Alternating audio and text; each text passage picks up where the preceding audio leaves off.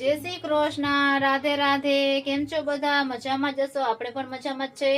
આજ તો આપણે બનાવવાનો છે ગુંદનો હલવો. તો તેના માટે આપણે દૂધ પણ ગરમ મૂકી દીધું છે ને આપણું ગુંદ પણ તૈયાર છે તરાઈને. તો આપણે ફટાફટ હલવો બનાવી નાખીએ. તો જો આપણે દૂધમાં ગુંદ ઉમેરી દીધું છે અને આ રીતે આપણે સરસ મજાનું હલાવવાનું છે.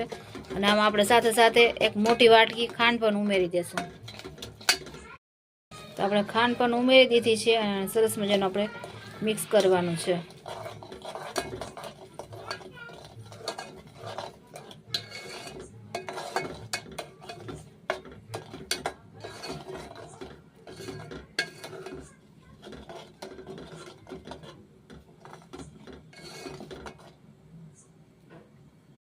તો જો આપણો ગુંદનો હલવો સરસ મજાનો બનીને તૈયાર છે, ગરમા ગરમ, જે શિયાળામાં ખૂબ જ ખવાય છે.